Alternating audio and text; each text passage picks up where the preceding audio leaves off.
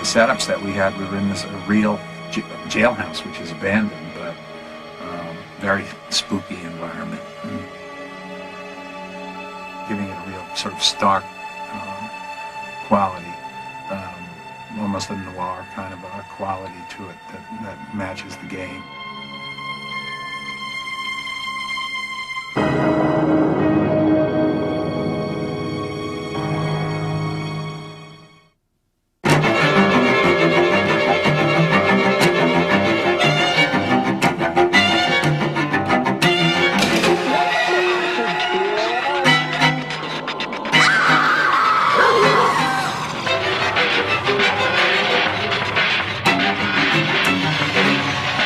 Biohazard 2.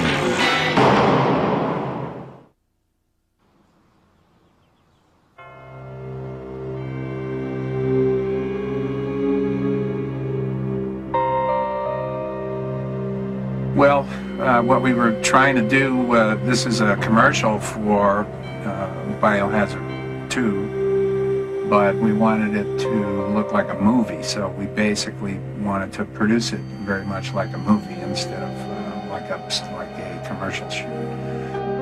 It's fabulous. I mean, I love making the movies, and it's great that there's a game which is, it's like a flashback to that genre, and it's, I can feel maybe a little bit like I had some influence on it, and so I feel very flattered, And it was just like a small motion picture shoot with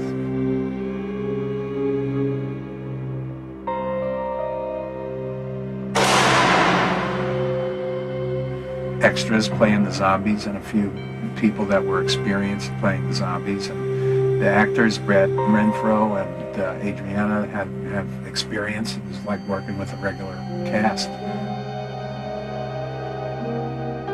Oh wow, yes. Some chick player, badass chick player, goes and gets to shoot all these zombies and stuff, and she's just this superhero. So, for aesthetic, just for a photographic aesthetic. And so Peter and I just talked about keeping it clean and making it look, like old Hollywood almost. And that's pretty much the way. Behind a character, in front of a character, it sometimes gets tricky lighting-wise because you want to keep it spooky, you want to keep it dark, but there's, particularly with any sort of blood effect or anything like that, you have to have enough light there so the audience knows really what's happening, but keep it spooky at the same time.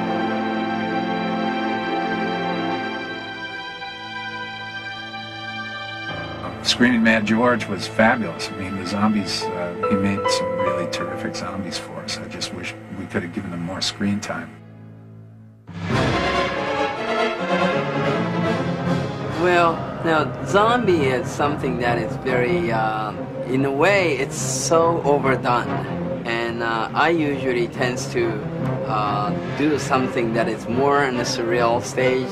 So, and then, trying to make something very different from anybody's done the same genre.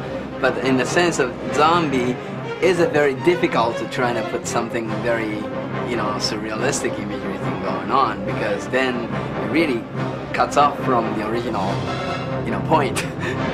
Right. So, I just thought, okay, well, we should just make the really good zombies.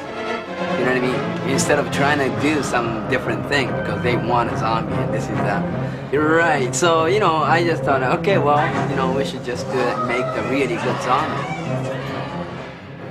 When I grew up on horror movies, the horror movies of the 40s and early 50s, zombies were always this sort of lower, blue-collar monster, And they were just vampiric. They were hungry for human flesh or blood or both. And that's really their only motivation. They're not particularly evil. They just behave the way a herd of animals might behave, or a herd of, hyenas, or that's what you have to watch out for. I mean, they're just driven.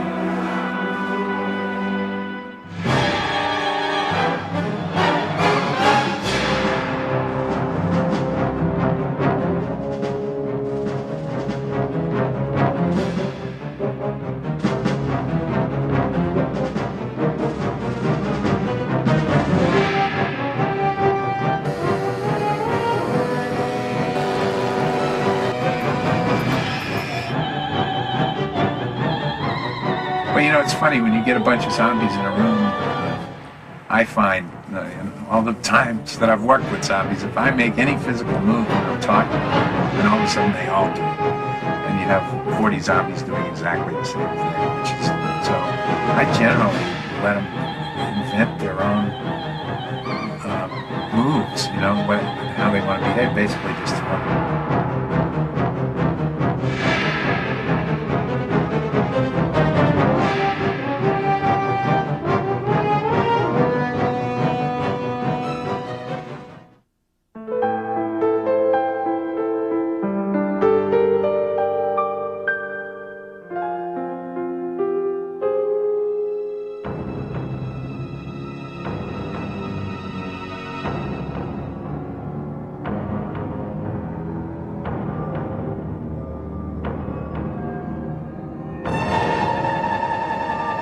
What's that?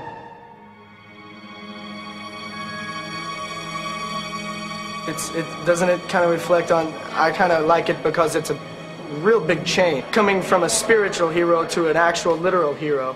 It's also very fun material, but it's good because it's a good little switch around. I don't know why, but pretty much left it up to me. I might be able to handle it, I don't know. You also like the naturality of it, you know? I mean, Brad was interested in the character, and even though it's a very short piece, he was interested in, you know, knowing how to handle the guns.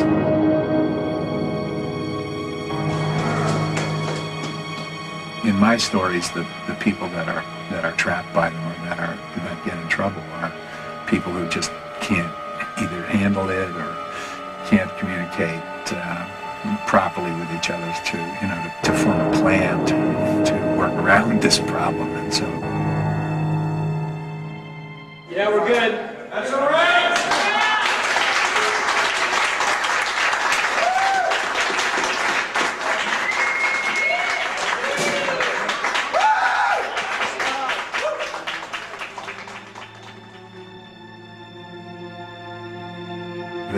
They don't have a lot of power. They move slowly. You can defeat them easily one at a time. But when there's enough of them, and when you're not very organized yourself, or your group can't communicate or whatever, you know, they're going to get you. And those are thematically what I've always worked with.